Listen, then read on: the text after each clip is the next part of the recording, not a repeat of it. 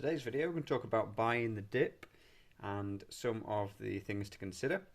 So this is my new coin today, latest pickup, just a best value sovereign, 1966, so it will be a Gillick sovereign and it's in a beautiful condition, looks really good to me. We can see, yeah, looks good, no major damage, major scuffs. And yeah, all is well. Another bullion sovereign to the stack. So we must be getting close to the 200 mark. But for today's video, yeah, I want to talk about buying the dip. So when people talk about buying the dip, they are essentially talking about buying their coins, whether gold or silver, at a time when the gold or silver price was lower.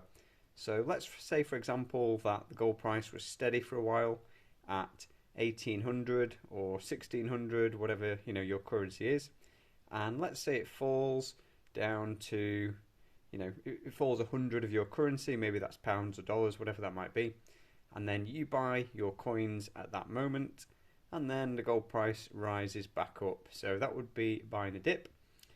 Sometimes when you look at the price in any market, you'll see that it doesn't go up in a straight line or down in a straight line either.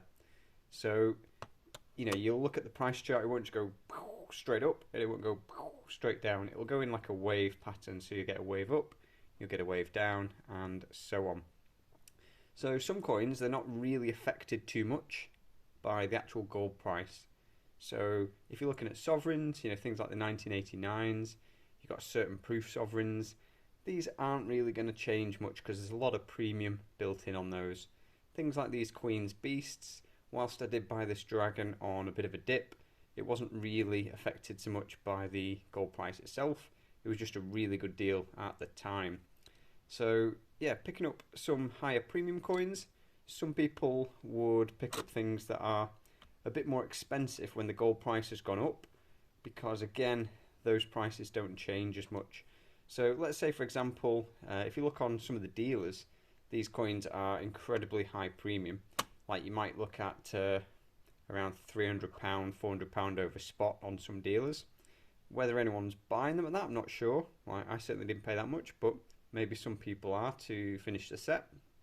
So if you are going to pay that much, it's less painful to pay it when gold has risen by a couple of hundred.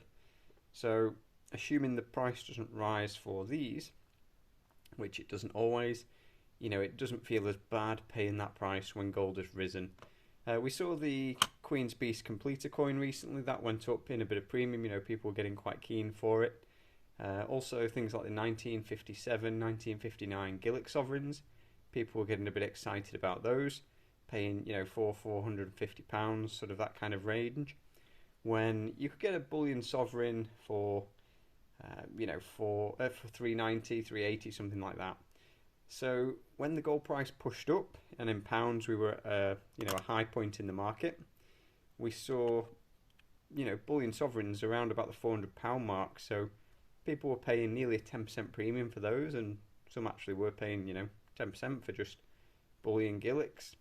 And like I say, these special years that people find more desirable, people are paying even higher premiums for those. But because a gold typical bullion sovereign is already a bit high, it's not much more, if that makes sense. So you'll sometimes find that buying higher premium stuff makes sense when the gold price has risen. But if you're trying to buy a dip, again, you could buy something like this if the price does come down, and that is an option. But if you just want to buy, the best value coins, then they are the most affected by the dips and the changes in spot price. So if you're buying a best value sovereign, you might expect to pay at the moment like a 5 to 7% premium. So if the gold price drops down, 5% over a few weeks, you'll be then buying this at the price it would have scrapped at a few weeks earlier. And then obviously you hope that you buy the coin and then the price rises back to where it was. That's most people's hopes.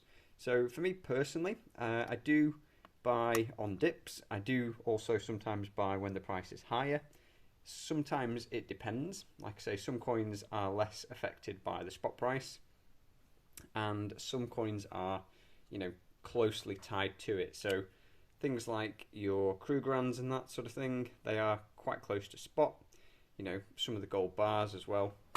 There are a lot of coins that do track spot quite closely. So on the whole, you know, most people who are just stacking the bullion weight, it is, you know, the spot price that will dictate the price you'll pay.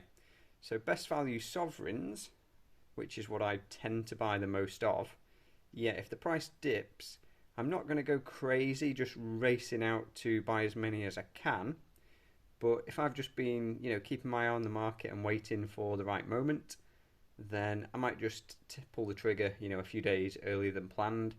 Like if I was going to buy at the end of the month and the gold price tanks, you know, in the middle of the month, then yeah, I might just, you know, pick up my order then rather than waiting. But yeah, you can sometimes have a few curveballs, like if there is a particular dealer's sale, or you know, like I say, if something higher premium comes up. So it doesn't always work that you buy the dip. Obviously, if you can, and you can do that on a regular basis, you know, over time, you can save yourself a few percent in a year, which is not much, but it does add up, and you know, it's better in your pocket after all. So buying the dip, you know, don't worry too much about trying to predict the gold prices. I would just keep buying at a cost average basis and accumulate, you know, steadily over time. And that way you're not exposed to one particular day of price. You know, you're not going to buy on the highest day of the year only. You might buy on the highest day, but you're also going to buy on some lower days. And over time, you'll average out, and that'll keep you a bit safer. Obviously, if you've got a crystal ball, buy the dips and give us all a heads up too. Cheers.